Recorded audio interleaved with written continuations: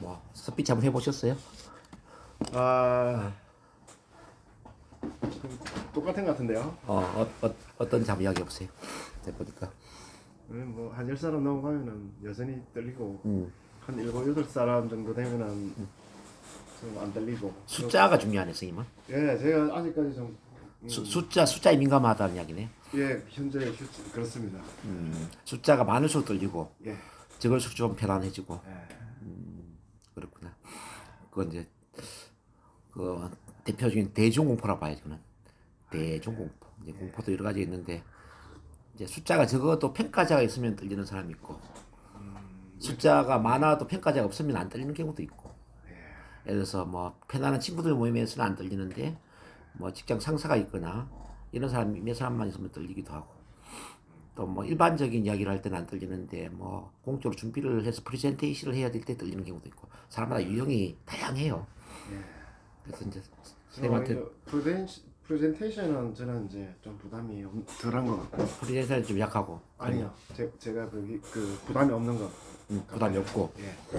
근데 이제 뭐 누구나 직장인들 그렇겠지만 이제 상사들의 평가받는 자리나 그런 상사들이 있는 자리에서는 좀 대화나 회의나 이런 게 좀 불편하고. 그거는 이제 뭐 일반적으로 뭐 다 그런 정상을 갖고 계세요. 뭐 크건 작건 그런 차이인데 평가받는 것을 좋아하는 사람은 아무도 없잖아요. 좋은 평가를 받고 싶죠.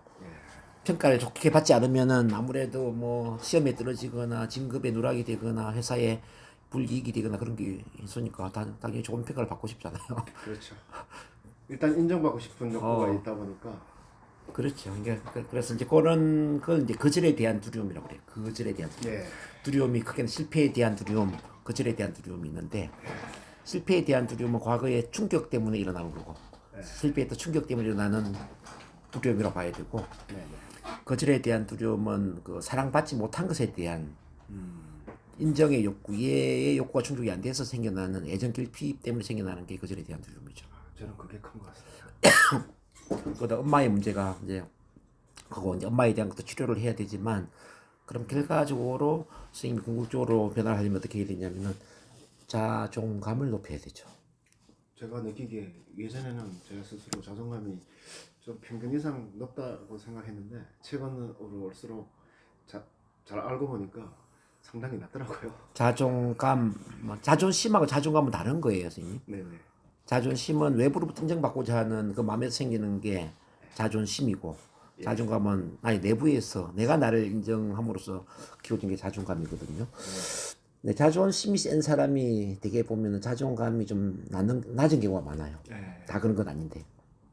그래서 이제 자존심을 좀 내려놓고 자존감을 높이는 게 발표할 때는 아주 유리하겠죠. 아, 근데 선생님은 타고난 기질이 또 이제 어떤 지도자적인 추진력 뭐 이런 것도 굉장히 강할 뿐만 아니라 또 진술충미의 그 화개살이 굉장히 강하다고 제가 이야기 드렸죠. 네. 싫은 소리 듣기 싫고 뭐 인정받고 싶고 뭐 이 기질적으로 굉장히 그게 강해요. 아, 기질적으로. 근데 자존감과 관계없이 기질적으로 내가 대장이 돼야 되고 내가 1등을 해야 되고 내가 인정받아야 되고 그렇지 않으면은 안 되는.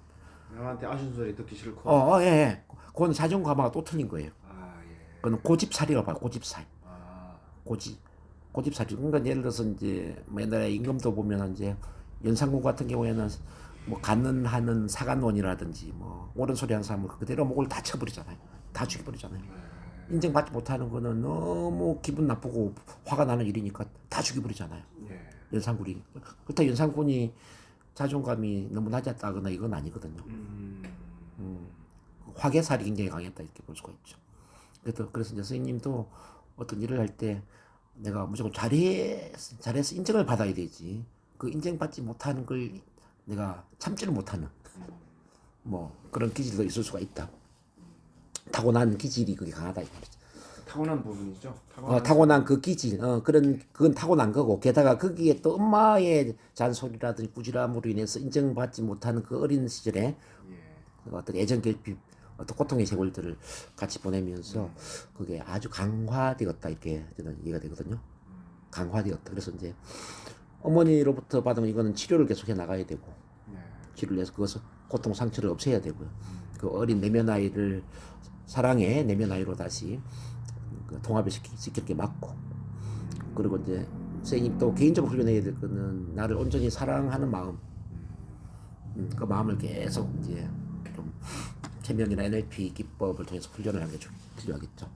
어쨌든 지금 제 선생님 자신을 바라볼 때 어떤 것은 마음에 드는데 어떤 것은 마음에 안 드는 게 있을 거예요.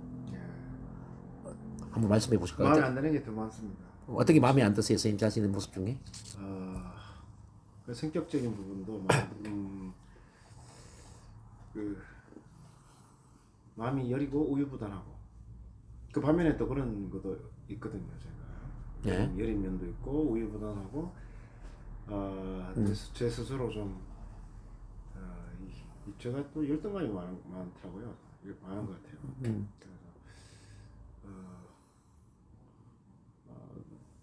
근데 저보다 조금 잘난 사람 앞에서는 열등감을 확 느끼고 기가 확 죽고 의기소침해지고 조금 저보다 내가 느끼게 못하는 사람들 앞에서는 조금 그래도 뭐 자신감이 좀 생기거나 좀 뭐 그렇게 기분이 나쁘지 않고 그런데 기분이 안 나쁘고 그런데 그게 이제 잘난 사람 같이 있으면은 엄청나게 심적으로 괴로워요. 그게 이제 그 온전히 자신을 사랑하지 못하는 마음 때문에 그렇거든요. 쉽게 말하면 마음의 38선 때문에. 마음의 38선. 그러니까 예를 들어서 내가 좋아하는 마음이 있다면은 좋아하지 않는 마음이 있는 거죠. 나 자신을 100%다 사랑해야 되는데 우리가 남북이 갈려 있는 38선처럼 선생님의 장점은 좋아하는데 단점은 좋아하지 않고 편안하게 말을 잘하는 건 좋아하는데 말을 잘 못하는 건 또 좋아하지 않고 남들한테 또 인정받을 수 있는 부분은 좋아하는데 그렇지 못한 건 또 좋아하지 않고 뭐 이런 거죠. 이제 그런 마음의 38선 있는 사람들의 특징들은 비교 심리, 경쟁 심리, 뭐 반드시 또 이겨야 된다라는 뭐 이런 어떤 도전 의식, 1등 의식 뭐 이런 것들이 좀 강하죠. 그러면 꼭 승부욕이나 이겨야 된다거나 1등이라든가 이겨야 되는 욕심은 크게 없는데 그냥 단순하게 쟤보다 유능하고 잘났고 똑똑하다고 느껴지면 제 스스로가 너무 비참하고 초라해지고 너무 내 자신이 미워지고 막 이런 느낌. 그게 이제 비교 심리거든요. 비교 경쟁 심리인데 나를 나의 내부의 잣대에서 바라봐야 되는데 외부의 잣대에서 나를 바라보는 거죠. 내부 평가를 해야 되는데 외부 평가를 해버린다는 거죠. 외부적으로 내가 좋은 평가를 받아야만 내가 괜찮은 사람인 것처럼 느껴지는 거죠. 근데 남들이 뭐라고 하건 관계없이 나의 내부의 잣대로 볼 때 나는 괜찮은 사람이라는 믿음이 생겨야 되는데 그게 부족한 것 같습니다. 듣고 보니까. 그렇죠. 그렇죠. 많이 부족한 것 같습니다. 그 마음을 만들어야죠. 남이 뭐라고 하든지 관계없이 나는 내 안에서 너무너무 괜찮은 사람이라는 느낌. 평생을 근데 쟤보다 잘난 사람 앞에서는 내가 기가 팍 죽어 살았고 내보다 좀 내 생각에 좀 그러면 안 되겠지만 내가 딴 사람보다 조금 내가 좀 괜찮다 싶은 생각에서는 그냥 자유롭고 편하고요. 뭐 그 사람들을 상대를 무시하거나 하는 성격상인데 내가 좀 심리적으로 편하고 기분도 좋은데 아무튼 내가 좀 잘났다 싶은 생각이 드는 순간 내가 1등감이 휩싸이고 그냥 괴롭고 좌절스럽고 나는 나고 남은 남이고 이렇게 생각을 해야 되거든. 지금 그게 안 돼. 평생을 그렇게 안 하고 안 했던 것 같아. 못했던 것 같아. 나와 남을 비교해서 생각해. 계속 비교하고 살았던 것 같아. 그러니까 이제 내가 그 잘났다라는 게 내가 괜찮은 사람이라는 게 남을 무시하라는 게 아니라 나는 나대로 정말 이렇게 온전히 있는 그대로 괜찮은 사람이다. 위대한 존재다. 라고 생각할 때 옆에 있는 이 사람도 있는 그대로 정말 괜찮은 사람이다. 근데 나와 이 사람은 그 역할이나 그 자리나 그 시기나 어떤 영역에 있어서 차이가 있을 뿐이다 이거지. 예를 들어서 이 사람은 스피치를 잘해. 내가 스피치를 좀 못해 이 사람보다. 근데 예를 들어서 나는 글쓰기는 이 사람보다 더 잘할 수가 있어. 예를 들어서 마치 이제 이런 거죠. 다람쥐는 나무를 잘 키고 오르잖아요. 근데 독수리는 비행을 잘하잖아요. 오리는 헤엄을 잘 치잖아요. 그러면 다람쥐랑 오리랑 독수리를 비교해서 다람쥐 너는 못났고 뭐 독수리 너는 잘나고 이렇게 우리가 1등, 2등, 3등을 세울 수 있는 건 아니잖아요. 그 잘하는 영역이 다를 뿐이잖아요. 선생님도 그런 거죠. 선생님도 이제 보편적인 능력을 대부분 갖고 태어나는데 특정적으로 자기만이 잘하는 영역이 있는 거죠. 그 자기만의 이제 어떤 천부적인 재능이라고 볼 수도 있겠죠. 그래서 뭐 모차르트 같은 경우는 뭐 어떤 음악가의 재능이 있다면, 뭐 에디슨 같은 경우는 발명가의 재능이 있지 않습니까? 또 막 모차르트하고 에디슨을 비교할 수 있는 건 아니잖아요. 그죠? 크게 보면 그런 것처럼 작고 작은 어떤 능력이나 기술이나 성격적인 부분이나 뭐 말 행동 이게 다 이제 보면 사람마다 특징들이 있다는 거죠. 저는 뭐 특별히 잘하는 게 없는 것 같아요. 아니 있죠. 왜 없어요? 뭐 별로 그닥 잘하는 게 없는 것 같아요. 그걸 이제 스님을 이제 계속 깔아뭉개는 거죠. 과소평가라는 거지. 그 마음을 바꿔야지. 내가 나를 어떻게 생각하든지 간에 나는 그 이상의 존재라는 걸 깨달아야 되죠. 예를 들어서 내가 문제투성이라고 생각하더라도 나는 그 문제 이상의 존재이고요. 내가 그냥 평범한 사람이라고 생각하더라도 평범 이상의 존재이고, 정말 괜찮은 사람이라고 생각하더라도 난 그 이상의 존재라는 것을 빨리 깨달아야 되죠. 인간은 한계가 없는 존재거든요. 한계가 없는 존재인데 어떤 사람은 문제 중심에서 자기를 바라보죠. 나는 발표 불안이 있고 나는 우울증이 있고 나는 뭐 기가 죽고 주눅이 들고 계속 부정적인 쪽에만 자기를 바라보는 거지. 어떤 사람 평범한 쪽에서 자기를 바라보는 거죠. 나는 그 직장도 잘 다니고 가정도 잘 꾸리고 좀 가장으로서 아주 뭐 그래 내가 잘 살고 있어. 평범한 쪽에 자기를 바라봐. 어떤 사람은 자기를 이제 좀 잘난 쪽에서 바라봐요. 나는 뭐 대중 연설도 잘하고 예를 들어서 뭐 인간관계도 좋고 그래서 내가 또 가치관이 뚜렷하면서 사명감도 넘치고 내가 사회운동을 좀 해봐야 돼, 정치를 해봐야 돼. 자기 잘난 맛에 사는 사람도 있잖아요. 예. 전두환 같은 경우는 그 광주에 수많은 사람에게 그리 욕을 얻어먹으면서도 끝까지 자기는 잘난 척하고 죽잖아요. 그렇지 않아요? 예, 맞습니다. 전두환은 그렇잖아요. 그렇게 욕을 얻어먹으면서 자기는 자기가 잘났다고 생각하면서 살다 간단 말이에요. 크고 뭐 작은 거는 돼봐야지. 역사는 지나고 나서 봐야지. 뭐 역사는 나중에 평가한다. 뭐 이런 그렇게 생각한단 말이에요. 비교적 내가 갖고 있는 것을 내 스스로 이거 괜찮다라는 내가 가진 것 중에 괜찮다, 좀 남들보다 좀 낫다 싶은 걸로 강점으로 이렇게 내세워서 생각을 해야 되는 거네요. 그렇죠. 이제 강점 혁명이라는 책도 있는데 어쨌든 강점에 역사적으로 좀 위대한 성공을 이룬 사람들의 공통점을 보니까 강점의 에너지를 80% 정도 집중을 해요. 한 20%는 부족한 걸 보완하는 데 집중을 해요. 근데 평범한 사람들은 단점을 고치는데 부족한 걸 보완하는 데 80% 에너지를 집중하고 자기 강점을 살리는 데는 20%만 투자를 한다는 거죠. 그래서 평범한 인생을 산다는 거지. 말을 잘하는 것도 같은 맥락인데 있잖아요. 내가 좀 반듯하게 논리적으로 뭐 좀 유머스럽게 뭐 이 말을 잘하는 그런 쪽에 신경 쓰는 사람들이 80%라면은 그런 거 관계없어. 내가 이런 주제 이런 내용을 제대로 좀 전달해서 사람들한테 좀 도움을 줘야지. 이런 생각하는 사람들 20%밖에 안 된다는 거죠. 근데 말이라는 것은 하나의 수단이거든요. 굳이 유머스럽게 굳이 뭐 논리적으로 조리 있게 말을 안 한다 하더라도 내가 말하고자 하는 그 내용에 대해서 심취돼 있고 거기에 대한 열정과 사명감이 넘친다면은 어떻게 말하는가는 그다지 중요하지 않거든요. 그래서 99%의 열정이 중요하다는 거예요. 1%의 말하는 기교보다는. 예, 근데 이제 발표 불안증이나 이 스피치 공포나 이런 문제를 갖고 있는 분들은 전부 그 수단에 매여 있는 거죠. 어떻게 하면은 긴장하지 않고 실수하지 않고 좀 조리 있게 사람들한테 귀에 쏙 들어갈 수 있도록 이렇게 말을 잘 해야 되지? 여기에 관심이 많다는 거죠. 근데 말 잘하는 사람들은 거기에 전혀 관심이 없어요. 그냥 내가 막 몰입해서 열정적으로 하고 싶어서 내가 전달하고자 하는 내용이 중요한 거지. 내용에 집중해서 그죠? 그렇잖아요. 몰입해서 열정적으로 말하는 굳이 일정적으로 말을 안 하려고 하더라도 내가 전달하고자 하는 내용이 워낙 중요하니까 워낙 감동적이 그냥 거기에 내가 꽂혀 있으니까 그렇게 말할 수밖에 없는 거죠. 전부 그렇잖아요. 뭐 보세요. 마틴 루터킹 목사 같은 경우는 인종차별을 없애야 된다. 링컨 대통령 남북전쟁을 종식시킨다. 뭐 우리 김대중 대통령은 어떤 민주화를 실현해야 된다. 자 노무현 전 대통령 사람 사는 세상을 만들어야 된다. 참 잘 보세요. 뭐 또 이전에 오바마 대통령은 뭐 미국을 통합적인 미국으로 만들어야 된다. 뭐 이번에 트럼프 같은 경우도 같은 거 있잖아. 뭐, 자 미국만을 위한 미국을 만들어야 된다. 뭐 어쨌든 그 자기만 이슈가 있어요. 네, 네. 그 이슈에 빠져 있다는 거지. 그걸 어떻게 하면은 내가 잘 전달해서 사람들을 내가 말하는 쪽으로 설득시키지, 변화시키지, 이끌지, 리드하지 뭐 이런 쪽에 관심 있는 거죠. 그래서 수단을 뛰어넘어야 되는데 이제 수단을 뛰어넘기 위해서는 그 수단보다 목적, 분명 목적을 갖고 있느냐 없느냐 이제 요걸 제가 저번에도 많이 강조했잖아요. 네.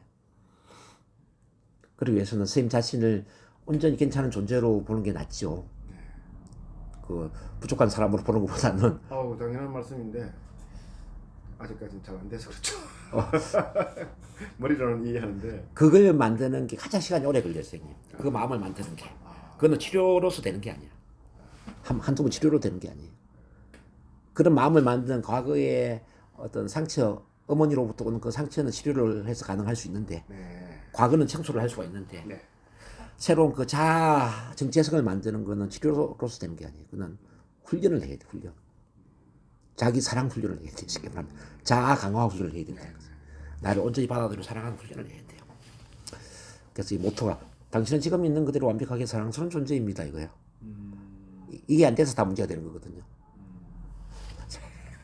저 마음이 만들어지지 않아서 문제가 되는 거거든요. 선생님뿐만 아니라 대부분 이런 생각을 해요. 나는 뭔가를 고쳐야만 괜찮은 사람이 될 것 같아, 이거예요.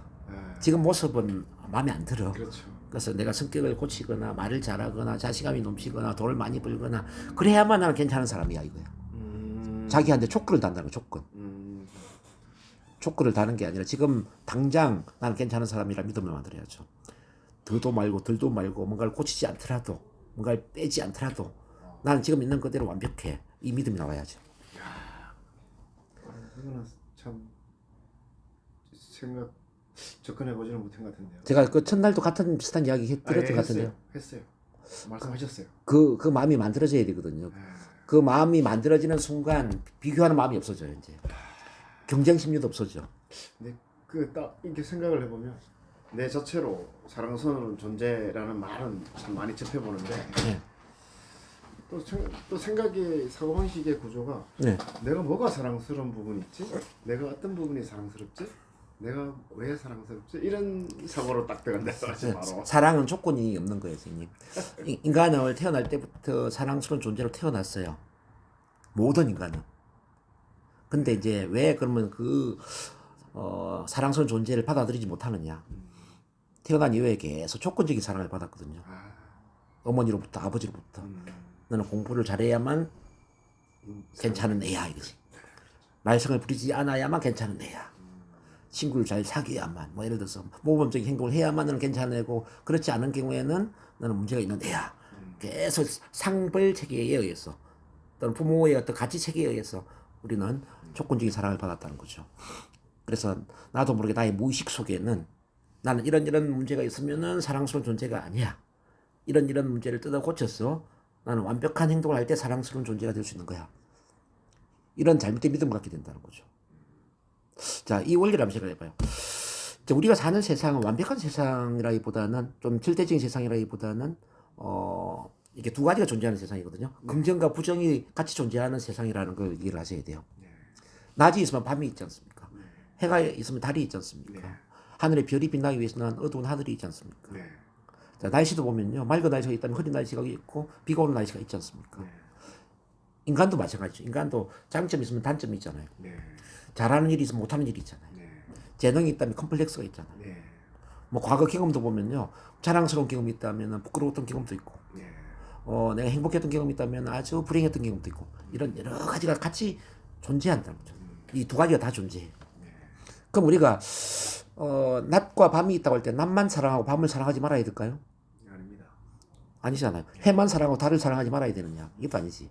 하늘에 별만 사랑하고 어두운 하늘을 사랑하지 말아야 되는 이거 아니거든요. 왜 그러면 이게 상대적인 세상에 인간도 상대적인 모습으로 태어나는 게 맞는데 왜 상대적인 나의 모습을 사랑하지 못하고 절대적인 나를 고집하느냐 이거죠. 죽을 때까지 인간은 절대적으로 완벽한 인간이 될 수 없거든요. 절대적으로 내가 죽을 때가 완벽한 인간이 되기를 원한다는 이야기는 뭐냐면은 이 세상에는 남만 존재해야 되고 하늘에 별만 존재해야 되고 날씨도 비가 내리면 안 되고 그죠? 뭐 나는 성공하는 일, 잘하는 일만 있어야 되고 자부심이 느껴지는 일만 있어야 되고 긍정적인 것만 있어야 된다고 생각하는 거거든요. 어떻게 긍정적인 것만 있겠냐면 생각을 해봤어요. 그럼 왜 우리가 상대적인 세상에서 살아야 되는가를 한번 잘 이해를 해볼 필요가 있어요. 자, 그 반대를 경험하지 않으면은 그 반대를 우리는 알 수가 없습니다. 자, 밤이 없으면 낮의 소중함을 알 수가 없습니다. 이 추운 겨울이 없으면은 따뜻한 그 어떤 봄날이나 더운 여름에 대한 느낌을 가질 수가 없어요. 그렇죠? 단점이 없으면 장점이 빛이 날 수가 없고요. 컴플렉스가 없으면 재능이 빛이 나지가 않는다는 거죠. 실패 경험이 없으면 성공의 교훈을 얻을 수가 없죠. 자, 그러면 이 두 가지는 다 완벽하게 조화를 이루는 우리한테 꼭 필요한 요소들인데 왜 우리는 우리 자신에 대해서만 계속 그 거부를 한단 말입니다. 나는 무조건 잘해야 되고 못하는 건 있으면 안 되고 사람들한테 반듯하게 인정받는 일만 있어야 되고 창피한 경험은 하면 안 되고 막 계속 따진다는 이야기지. 마음에 산발을 만든다 이게 말이에요. 이게 말이 안 되는 거잖아요. 그렇지 않아요? 날씨도 보세요. 계속 맑은 날씨만 계속되면 어떻게 되겠어요? 지구가 완전히 사막화가 될 겁니다. 맑은 날씨도 있고 뭐 흐린 날씨도 있고 눈도 내리고 비가 내리니까 온전하게 이 세상이 돌아가는 거죠. 우리는 그래서 이제 자, 이 모든 걸 체험하면서 그것도 감정도 보면 희노애락과 관련된 모든 감정을 체험하거든요. 기쁨만 체험하는 게 아니라 슬픔도 체험하고 즐거움도 체험하지만 또 고통도 체험하고 이렇게 뭐 또 분노, 화도 났다가 어떤 사람에게 또 미안한 감정도 느꼈다가 뭐 사랑도 느꼈다가 미움도 느꼈다가 뭐 여러 감정을 느끼잖아요. 이 감정 속에서 사랑이 뭔지를 깨닫게 되고 우리는 인격적으로 성장하고 영적으로 성장을 하게 된다는 거죠. 자, 스피치를 보더라도 이제 긴장되고 떨리는 경험을 통해서 편안함의 소중함을 아는 거예요.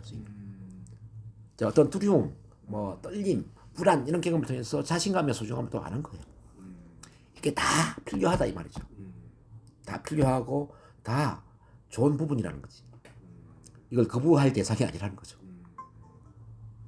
그래서 나를 사랑한다라는 것도 같은 맥락에서 나의 긍정과 부정 모든 것을 있는 그대로 받아들이고 사랑한다는 걸 의미하는 겁니다. 남들보다 뭘 잘해야만 사랑하는 게 아니에요. 자, 남들과 비교해서 이 사랑 여부를 결정할 수 있는 게 아니에요. 그래서 제가 이제 그 낭독문에도 이걸 만들어놨잖아요. 가을에 피는 국화꽃은 봄에 피는 개나리나 진달래를 부러워하지 않습니다. 지샘하지 않습니다. 개나리는 봄에 피고 국화꽃은 가을에 핀다는 거예요.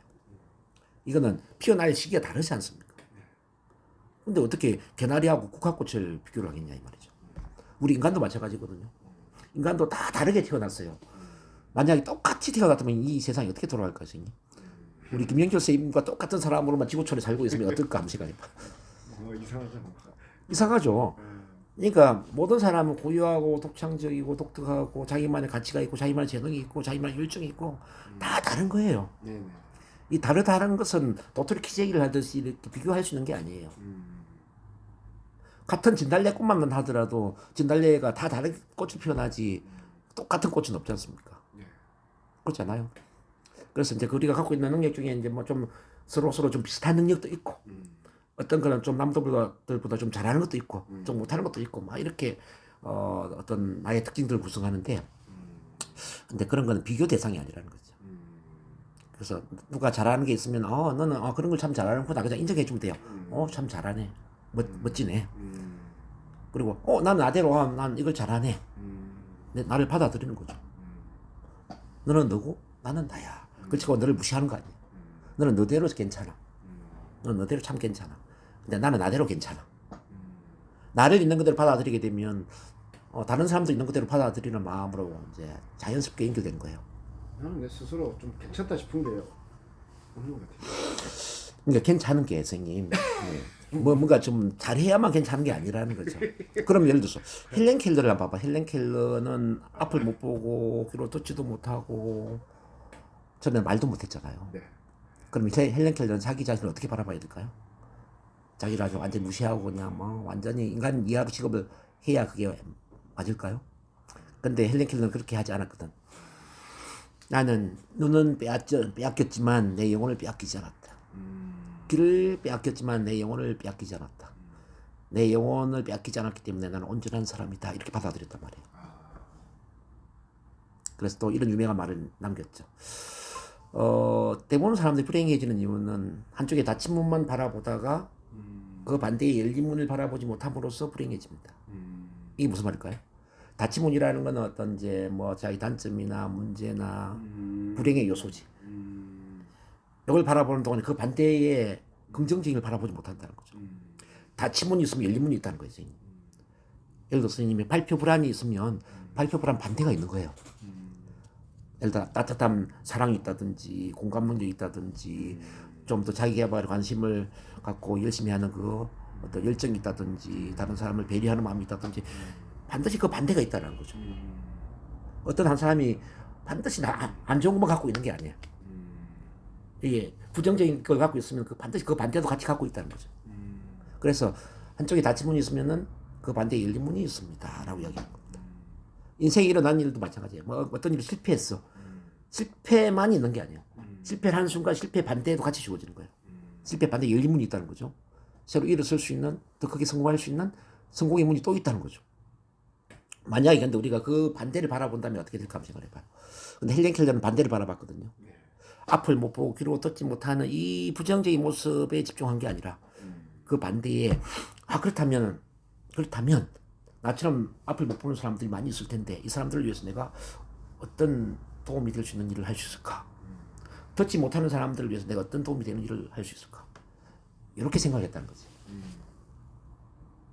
그래서 위대해지지 않습니까?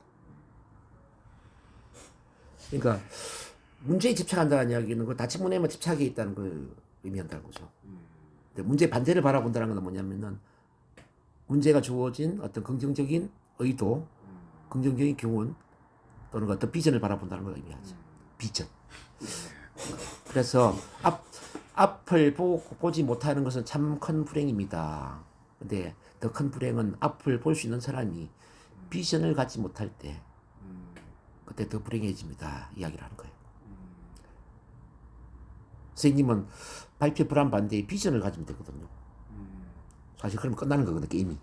근데 선생님은 발표 불안에 반대. 그렇죠. 제가 그것도 이야기해드렸잖아요. 예. 많이 내려가면 많이 올라갑니다. 제가 그래서 많이 내려간 것은 문제를 가진 것입니다. 많이 올라가는 건 문제 반대의 비전을 갖는 것입니다. 제가 그랬잖아요. 그럼 발표 불안 반대의 비전은 뭡니까? 발표 불안 코치가 되거나 스피치 강사가 되는 거예요. 쉽게 말하면. 내가 우울증에 걸렸다 하면 우울증 반대의 우울증 심리치료사가 되는 겁니다. 이를테면. 저 또한 그 대인관계가 안 되고 뭐 대중 발표 불안을 갖고 있었던 사람인데 정 반대의 발표 불안 치료사가 되버렸잖아요. 저는 비전을 향해 가잖아요.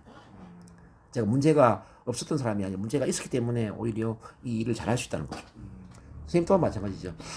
선생님 또한 지금은 직장 일을 하고 있지만은 또 나같이 이렇게 발표 불안이 있거나 스피치에 부담을 갖고 있는 분들을 위해서 스피치 모임을 주도하거나 예를 들어 세지말 같은 스피치 모임을 만들어서 선생님이 막 운영을 하는 거죠. 그렇게 하거나 스피치 학원을 내서 원장이 되거나 또는 뭐 발표 불안 관련 심리 치료를 하거나 그런 비전을 선생님이 가지고 있다고 생각해 보세요. 그러면은 지금 현재 이런 것들은 사랑해야 될 대상이지 미워해야 할 대상이 아니잖아요. 그렇잖아요. 그래서 자기 문제를 있는 그대로 받아들이고 그것도 감사한 마음으로 받아들이고 사랑할 수 있을 때 그때 나를 온전히 사랑하게 되죠. 헬렌 켈러가 자기 자신을 사랑했다는 것은 앞을 못 보는 나 자신의 신체 장애를 귀로 듣지 못하는 내 신체 장애를 받아들이고 사랑함으로써 위대해지는 거잖아요. 수용. 문제를 수용하고 받아들이라는 거죠. 근데 선생님이 지금 받아들이지 못하거든요. 왜 긴장이 될까? 긴장을 없애야 되는데 왜 떨릴까? 떨리지 말아야 되는데 이거거든. 그렇잖아요. 7명까지는 긴장 떨림이 안 되는데 10명이 넘어가니까 또 떨리네. 왜 긴장되고 떨리지? 이거지.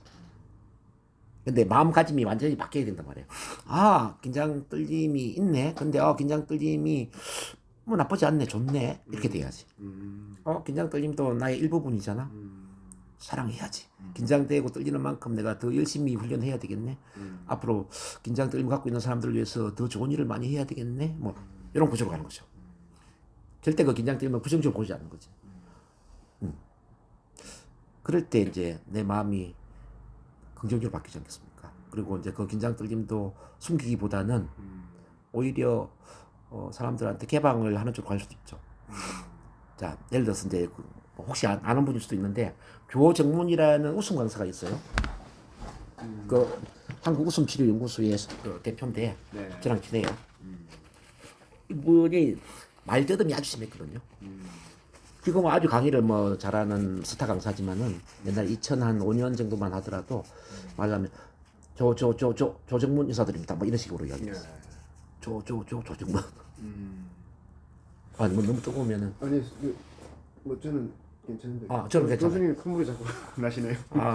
감기가 안 떨어지네요. 좀 죄송합니다. 그러니까 예를 들어서 조정문 이렇게 이제 자기를 이제 말 더듬는 이제 이런 사람으로서 또 기머거리가 있어요. 기머거리. 네. 기머거리면서 이제 국어 공무원으로 공무원 생활을 하다가 이 사람 웃음 치료로 전환을 하면서 스타 강사가 됐는데 그럼 이 사람 어떻게 해서 말 더듬을 치료를 했는지 이걸 이제 이해를 하셔야 돼요. 처음부터 자기 문제를 이야기해. 자, 예, 여러분 반갑습니다. 조정문 인사드리겠습니다.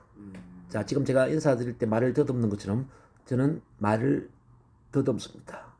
일부러 더듬는 모습을 보여요. 그리고 저는 기머거리입니다. 기머리이기 때문에 한참 귀를 기울여야 그 말을 잘 들을 수 있습니다. 그런데 저 같은 사람이 어떻게 명강사가 될 수 있느냐고요? 제가 오늘 그 이야기를 하기 위해서 나왔습니다. 이렇게 강의를 하는 거지. 이제 문제 개방부터 시작을 하지. 그럼 자기가 말 더듬는다는 걸 절대 창피하게 생각하지 않는다는 거지. 말 더듬는다는 게 오히려 자기한테는 자원이 되고 기머거리라는 게 더 자원이 된다는 거죠. 왜 말 더듬는 조정문이 또 말을 잘하고 강의를 잘하는데 여러분들은 말을 더듬지 않는 사람인데 얼마나 잘하겠냐 이거죠. 아예 자기 문제를 역이용해가지고 사람들한테 오히려 자기 브랜드 이미지를 만들어버렸죠. 그럼 지금은 말을 안 더듬죠. 근데 처음에는 오히려 그 말을 더듬는 모습을 보이면서 그렇게 강의를 했다니까요. 결국 고쳐냈네요. 그렇죠. 그 이야기는 뭐냐면은 자기가 말 더듬는 자신을 창피하게 생각한 게 아니라 이 말 더듬는 이것도 어쩌면 내가 명강사가 되는데 도움이 될 수 있다라고 봐버린 거죠. 오히려 긍정적으로 본 거지. 받아들인 거죠. 그러니까 굳이 숨기지 않았죠. 저는 말을 더듬는 사람입니다. 기머거리입니다. 그걸 처음부터 이야기하고 들어가는 거죠. 그러니까 사람들이 박수를 막 보내지. 야, 말을 더듬는데도 저렇게 재밌게 강의하네 이거지. 또 미국의 덱스터 예거라는 사람도 있어요. 이거는 아메이라는 사업의 90% 그룹을 만든 뭐 네트워크 마케팅의 신적인 존재인데 이게 아메이는 1950년대에 시작이 되었지만 이제 이 덱스터 예거는 65년도에 아메이 사업을 시작해요. 64년도에. 근데 그 이전에는 자동차 영업을 했죠. 근데 이제 말을 더듬으니까 영업을 하려고 막 그 어떤 영업소를 찾아가니까 취직이 안 되는 거예요. 한 20군데를 찾아가니까 말을 더듬지만 그래도 이 사람이 참 성실해 보이고 진실해 보이네 해서 그 영업 사원을 뽑아준 거죠. 그래서 이제 항상 1등을 했어요. 영업 실적. 말을 더듬지만 진실하게 막 설명을 하는 과정에서 사람한테 믿음 신뢰를 구축한 거죠. 그러다가 이제 아메이 사업을 하면서도 당연히 아메이 사업하면서 말을 더듬었지 않겠습니까? 일반 사람들이 사업 설명을 할 때 30분이 걸리면 이 사람 한 2시간 정도 걸려서 설명을 하는 거예요. 근데 이제 말을 더듬지만 너무너무 진실하게 접근을 하다 보니까 사람들이 텍스트 예거를 중심으로 사람이 많이 모이고 이 사람이 이제 어느 순간에 말 더듬는 것도 줄어들다가 없어져 버렸죠. 아주 강의를 잘하죠. 완전히 그러니까 뭐 세계적인 동기부여 강사가 되어 있고 1년에 버는 돈이 1조 4천억을 버니까 1년에 버는 돈이 1조 4천억. 그렇게 성공을 했죠. 그 뭐 미국의 부시 대통령 뭐 클린턴 대통령, 대부분의 대통령, 뭐 장차관급들 다 친구들이죠. 집도 뭐 13채를 갖고 있나? 제가 뭘 이야기 드리냐면은 자기 문제를 사랑할 때 이제 비로소 그 문제에서 벗어난다는 거죠. 문제를 없애려고 노력하는 게 아니라 문제를 받아들이고 사랑할 때 문제에서 벗어나는 거죠. 이게 이해가 되십니까? 그러니까 생각 방식을 이런 교수님 지금 말씀의 의미로 이렇게 접근했어야 되는 건데 네. 그냥 자꾸 이걸 해결하려고만 없애려고만 접근했던 거죠. 제가 그래서 이제 거기 특히 발표 불안 치료할 때 항상 이런 이야기를 해요. 그 긴장 떨림을 없애려고 해서는 안 됩니다. 긴장 떨림을 받아들이셔야 됩니다. 긴장되고 떨리더라도 긴장되고 떨리네 별거 아니네 이렇게 생각을 해야 되지. 또 긴장되고 떨리네 언제 긴장 떨림이 없어지지 이런 관점에서는 긴장 떨림이 없어지지 않습니다. 그걸 누누이 강조해요. 자, 왜냐하면은 일반적인 사람들도 긴장 떨림 갖고 있거든요. 저도 긴장 떨림이 있는 사람이란 말이에요, 선생님. 없는 사람이 아니고. 뭐 TV에 나오는 뭐 여가 배우나 탤런트들, MC들 다 긴장 떨림이 있죠. 근데 그런 사람들과 발표 불안을 갖고 있는 사람의 차이가 뭐냐 하면 네. 긴장 떨림을 바라보는 시각 자체가 틀린 거죠. 우리 같은 경우는 긴장되고 떨리네. 그러면은 지금 새로운 환경이라는 거고 좀 적응할 수 있는 시간이 필요하다는 거네. 또는 준비를 더 많이 하라는 신호네. 이렇게 보는 거죠. 그걸 문제로 생각하지 않아요. 근데 발표 불안을 갖고 있는 사람은 긴장되고 떨리니까 또 망신을 당하겠네. 상피 당하겠네. 언제 이 긴장 떨림이 없어질까? 이렇게 보는 거죠. 한쪽은 긴장 떨림은 하나의 신호, 긍정의 신호로 본다면 한쪽은 없애야 될 문제로 본다는 거죠. 이게 어마어마한 차이라는 거죠, 선생님. 그래서 제가 그 발표 불안 대책의 그 노력 역행의 법칙이라는 걸 제가 설명했잖아요, 첫날에. 노력 역행의 법칙. 자, 노력하면 노력할수록 안 되는 게 있다. 그 정신적인 문제. 그래서 긴장하지 말아야지, 떨지 말아야지 하면은 그 노력을 하는 만큼 더 긴장이 돼서 떨릴 수밖에 없다. 왜냐하면 우리 잠재의식은 문장보다는 단어에 더 익숙한 말이죠. 예를 들어서 빨간색 자동차를 쳐다보지 말아야지 하면 빨간색 자동차가 더 집중이 된다는 거죠. 긴장하지 말아야지, 떨지 말아야지, 언제 긴장이 없어지지? 이렇게 긴장에 신경 쓰는 순간 긴장 떨림이 더 가중될 수밖에 없다는 거죠. 그러면 이게 이제 없어지도록 하기 위해서는 그냥 마음을 내려놓는 거거든요. 긴장 떨림이 신경을 안 써야 돼. 이제 빨간색 자동차에 신경을 안 써버리면 빨간색 자동차 아무리 지나다니더라도 안 보이잖아요. 네네.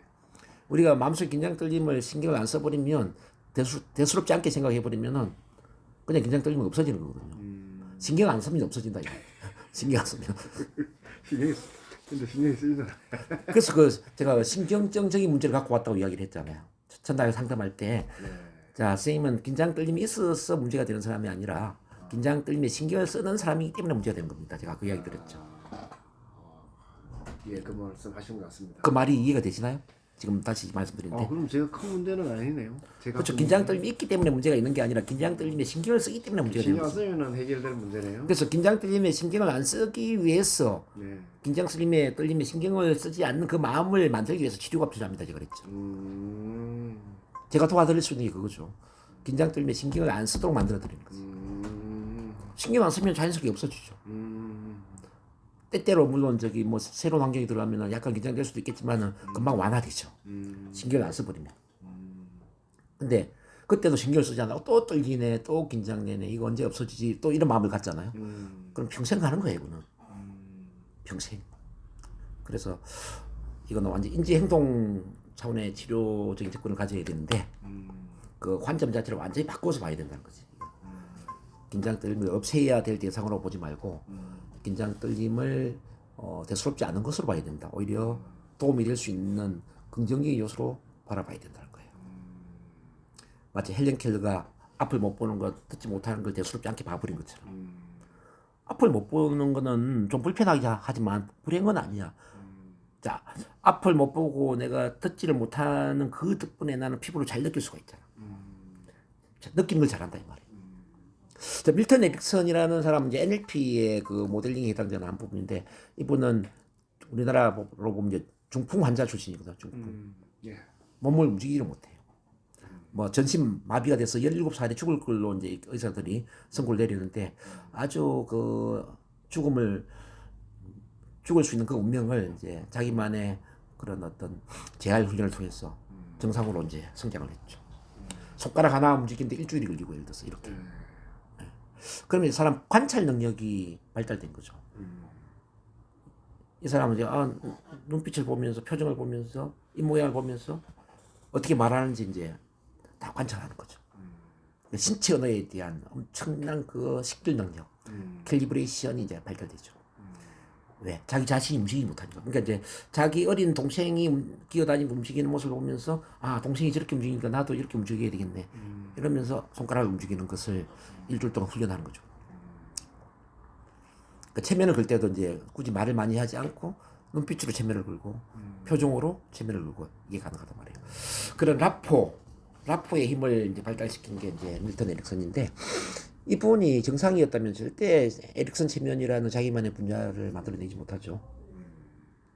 근데 이제 자기가 중풍 환자 출신이었기 때문에 또 생명이고 기머거리고 그분도 그러니까 잘 듣지 못하니까 눈으로 관찰하는 거죠. 그래서 자 모든 문제는 우리가 생각하기에 따라서 역이용을 한다면 자원이 될 수 있는 거죠. 자원, 어떤 성공의 자원이 될 수가 있다는 거죠. 그래서 문제에 감사하라 이거야.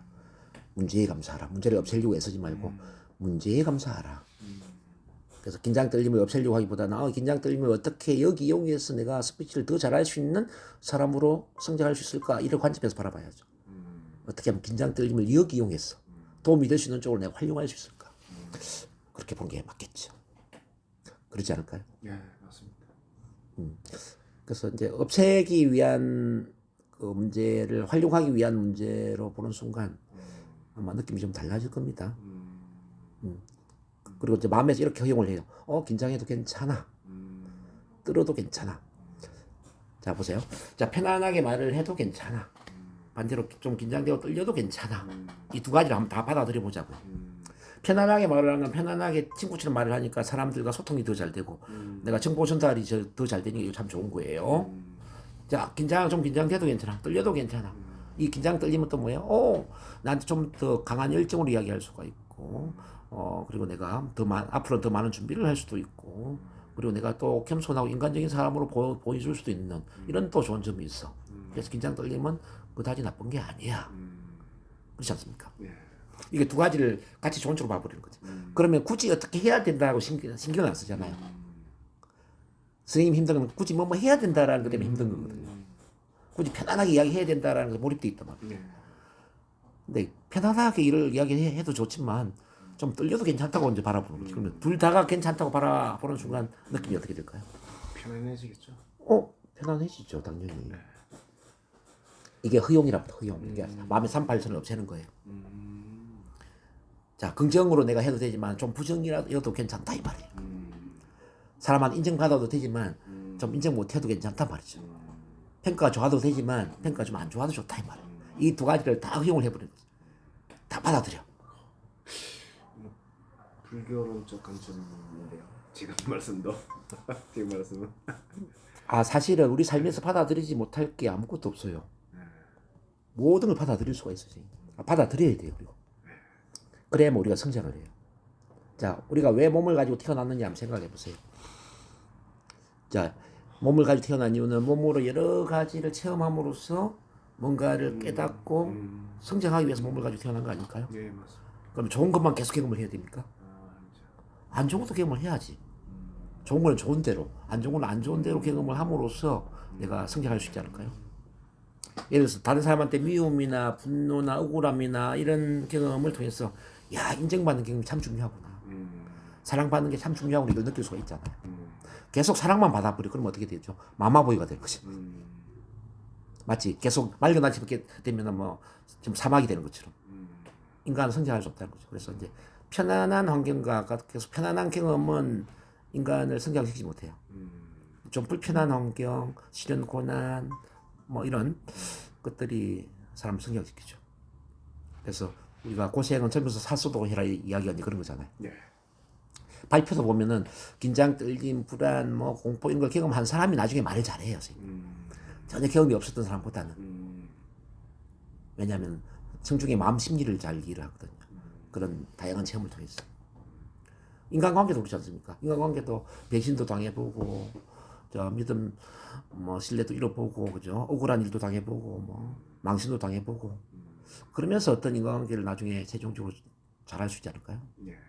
이 다양한 경험이라는 것은 우리한테 더 큰 깨달음과 성장의 기회를 준다는 거죠. 그래서 모든 사람들은, 대부분 사람들은 그냥 편안한 경험만 했으면 좋겠고, 항상 일이 잘 됐으면 좋겠고, 항상 인정받는 경험만 했으면 좋겠고, 이런 한쪽의 경험을 원하는데, 그거는 우리가 태어난 의미하고는 전혀 다릅니다. 전혀 그럴 필요가 없습니다. 그래서 어떤 경험이 주어지든지 간에 이 경험은 참 좋은 경험이구나. 이 경험에서 내가 무엇을 배울 수 있을까? 실패를 했구나. 좀 부족했네. 여기서 내가 배울 수 있는 게 뭘까? 시행착오를 겪었네. 여기서 내가 뭘 배우지? 또 긴장되고 떨림이 좀 있었네. 여기서 내가 뭘 배우지? 뭘 깨닫지? 계속 그렇게 보는 거죠. 삶을 풀어야 할 문제를 보기보다는 체험의 신비로 보는 거죠. 그 체험 속에서 깨닫고 성장하기 위한 그 체험의 신비로 본다 말이에요. 그게 우리가 궁극적으로 태어난 의미일 수도 있거든요. 그래서 유독 선생님한테 이제 뭐 발표 관련해서 불안이나 긴장, 떨림의 경험이 많았다라는 것은 그런 경험 속에서 선생님이 그만큼 많은 걸 깨닫고 성장할 수 있는 기회가 주어졌다는 거죠. 그래서 깨닫고 성장해야 되는데 그걸 없애려고 하면은 안 맞잖아요. 마치 우리가 전기 퓨즈를 만들었어. 퓨즈가 내려갔어요. 그러면 우리는 퓨즈가 내려가는 의미를 알아야 되잖아요. 전기 과부하나 또 누전이나 전기 손을 좀 봐야 되겠네 이런 쪽으로 생각을 해버리면은 누전은 감사한 일이잖아요. 퓨즈가 내려가는 건 감사한 일이잖아요. 근데 그 의미는 무시해버려. 퓨즈만 계속 올리려고 해. 퓨즈가 안 내려가도록만 만들려고 그래. 그럼 어떻게 될까요? 불나겠죠. 우리 선생님도 마찬가지라는 거죠. 긴장 떨림은 퓨즈와 같은 거죠. 퓨즈. 자, 긴장되고 떨리는 것에 긍정의 의미를 계속 받아들이고 거기에 관련된 치유와 변화 작업을 해야 되는데 긴장 떨림만 계속 없애려고 그래. 그럼 퓨즈만 올리려고 하는 것과 똑같단 말이에요. 요게 이해가 되는지 모르겠네요. 네네네, 이해됩니다. 제가 계속 여러 이야기를 하는 건 뭐냐면 선생님 깨달아야 되기 때문에 그래요. 이 인지행동 치료는 깨닫지 않으면은 변화가 없어요. 그래서 제가 여러 사례를 들면서 깨우침을 주는 겁니다. 그 문제를 바라보는 시각 자체를 바꾸라는 거죠. 그래야만 좋아집니다. 그래서 그 관점으로 또 과거에 실패했던 경험을 다 바라봐야 돼요. 그래서 망신당하고 상피한 경험이 아니라 그게 참 감사한 경험이었네 이렇게 깨우쳐야 돼요. 엄마의 그 구질함이나 엄마의 그 억압적인 사랑이 그것도 감사한 일이었네 이렇게 돼야 되지. 그게 원망이나 억울한 경험이 되면 안 된다는 거예요. 그래서 여러분 듣는데 오늘은 더 좀 깨달아지는 것 같습니다. 처음보다는 더. 저한테 이건 세뇌가 돼야 돼요. 세뇌. 그렇죠. 자꾸 듣다 보니까 확실히 좀 더 깨우쳐지는 것 같습니다. 저한테 세뇌가 돼야 돼. 세뇌가 되어서 그렇구나 이 느낌 느껴지다. 그렇구나. 그래서 그렇구나. 그래서 삶의 모든 순간을 감사한 경험으로 봐야 돼요. 그래서 이제 피해자의 입장이 아니라 내가 많은 걸 혜택을 받은 그 수혜자의 관점에서 바라보는 거죠. 이것도 감사한 일이었고 이것도 감사한 일이었고 지금 이 발표 불안이 있는 것도 감사하고 그러면 이제 미래에 걱정할 일이 없어져요.